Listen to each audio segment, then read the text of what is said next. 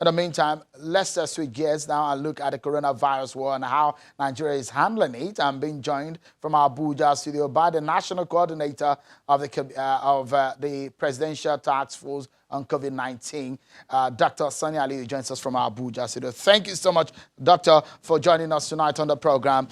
So let's begin the conversation around what informed the decision to ease the lockdown. Well, Sharon, thank you for having me. So usually these sort of decisions are taken after a lot of consideration. We've looked at the data behind our current epidemic. We've also consulted with our colleagues that look at modeling to look at the various impacts of the intervention. And if you may recall, the two main reasons why we wanted to lock down was one, in order to slow down the epidemic itself in Nigeria, and then secondly, to get our health facilities and our health sector to prepare properly in the event of an epidemic that goes up significantly in terms of the numbers, and to allow the states as well to create enough isolation spaces. And I think overall we've achieved that, because we know the epidemic has slowed down by at least 50%. The figures we are currently having are about half of what we would have had if we had allowed the epidemic to proceed unchecked. And secondly, we have significantly increased the resources that are available to the health sector in terms of dealing with this. And as you know, no country can survive a prolonged lockdown. We really want to get on top of the epidemic, but at the same time, we don't want to completely destroy our economy and emerge post the coronavirus pandemic in a very difficult state, which was why we took the pragmatic decision of I wouldn't necessarily call it easing the lockdown, because if you look at some of the measures I mentioned today earlier on at the press briefing, it's more of changing strategy and moving towards a containment, but this time around making sure that all the different elements of the prevention bundle that we have, so for instance, the hand washing, the maintaining social distancing, avoiding mass gatherings, respiratory hygiene, etc., all those bundles, if you do them all at once and consistently as a society, you will have a very similar impact to locking down. So let's take a short break. But Dr. Aliyu, a lot of people are concerned about the situation in Kano and perhaps how things will go in the next few days, especially looking forward to Monday, where the president mentioned in his speech. All of this, you will help us to give insight to when we return from this break, everyone. Join us again. Thank you so much, everyone, for staying with us. Let's get back to Abuja studio with my guest, the national coordinator of the Presidential Task Force on COVID-19, Dr. Sonya Ali. Thank you so much indeed, Dr. Ali, for coming on tonight. Let me get your view. A lot of people are worried and concerned, especially as regarding Kano. Let's get your view quickly. The intervention of the federal government in that situation. We've had people say about 70% of doctors in Kano are deserting, are running away from duty because of the lack of the provision of PPEs and adequate facilities to work. So thank you, Sharon. First of all, if I may say, as stated by Mr. President in his speech, the federal government continues to remain very concerned with what is happening in Kano. We are putting in significant resources, both technical and material resources, to get on top of the issue. We are working very closely with the state governments. What has happened in Kano was really an unfortunate combination of events where staff members within the laboratory got infected. About 3 of them got infected, and subsequently the whole laboratory staff had to be quarantined. Secondly, the PTF, the members of the state task force, also got infected with COVID, and a large chunk of them had to be quarantined. And then to make it worse, we have what we call rapid response teams. Some of the members, these are the teams that go around testing persons. Some of the members got infected, and again, they had to be quarantined. So it was really a case of a complete collapse of the COVID response in the state. But fortunately, we have worked with the state government and our partners we now have what I would call a very functional state emergency operations center operating now. We have brought in, over the last day or two, we have brought in about 30 vehicles to prop up and increase the number of rapid response teams in Kano from 21 to 50. We've also sent in a contingent. We have at least 15 members of the team currently in Kano, ranging from NCDC and WHO staff. We've opened the lab that was contaminated, and it's now being operated by our own staff from NCDC and Zaria until such a time that the laboratory staff resume after their quarantine. We have also initiated the opening of the second lab in Bayero University and a third lab working with the private sector. So over the next 1 week or so, we anticipate we'll have at least 300 tests per day in Kano and moving towards 500.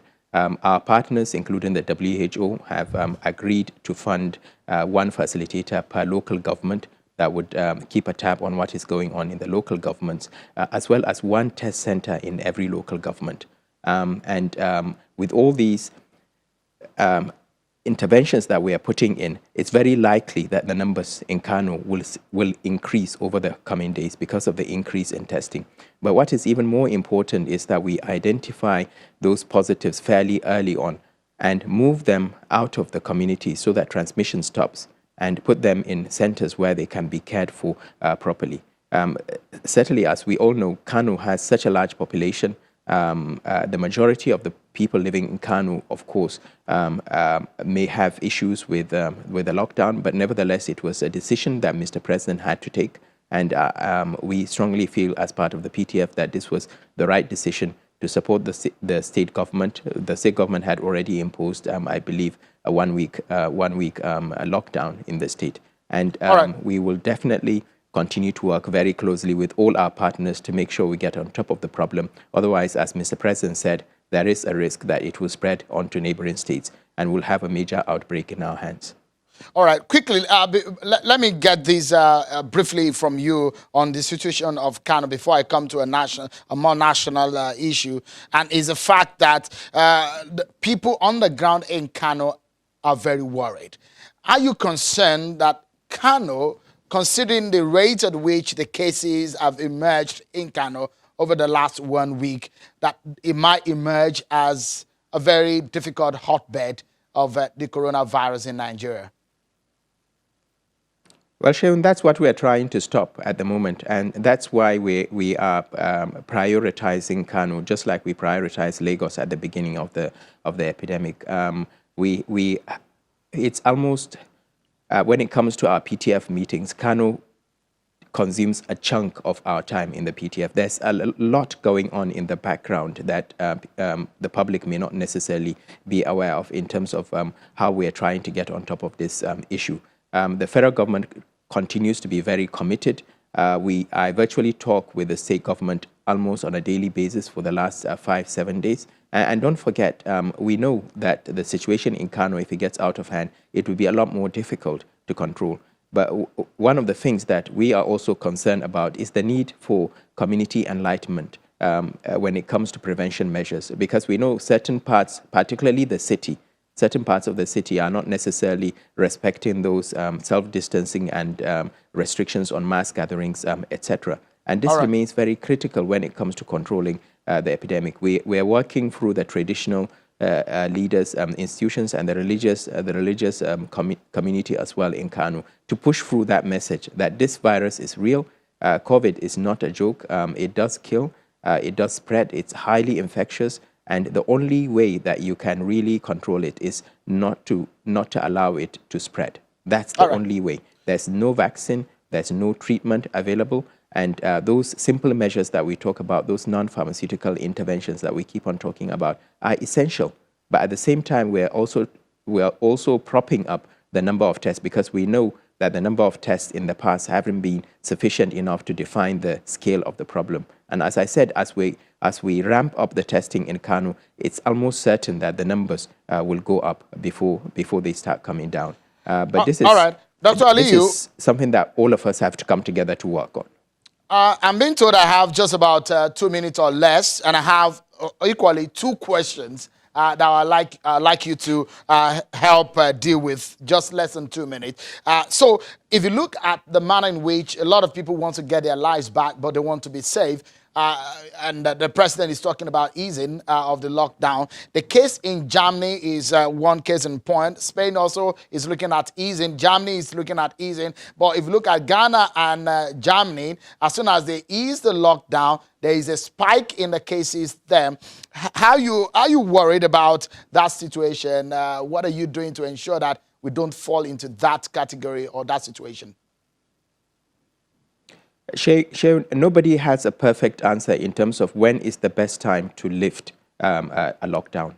No country has the right answer. So we have to just make sure that as we lift some of the restrictions we have in place, that we closely monitor the numbers. And again, I will say, if you're probably aware that we are about to ramp up testing nationally.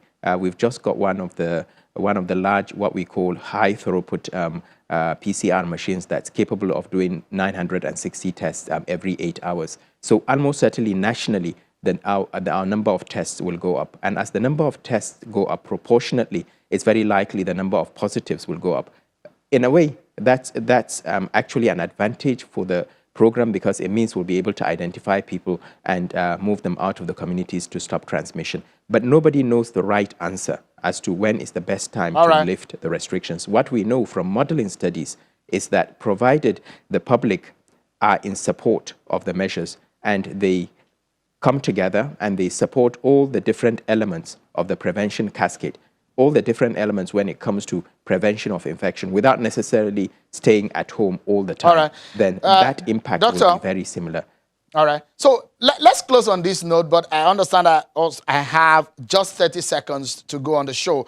And it's about what we can learn from the United States. For example, there are speculations and thought about a possible second wave.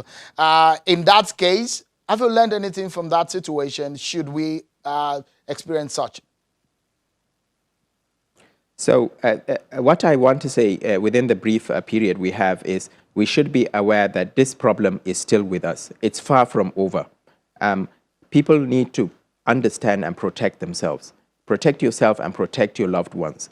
The simple measures that we keep on outlining every day, it's really important that people follow it. And especially if you have people at high risk of severe infection, the elderly above the age of 65, those with comorbidities like diabetes, cardiovascular disease, etc., etc. Those are the ones that specifically we really need to put attention to and make sure that they do not commingle with the rest of the community and do not catch this virus.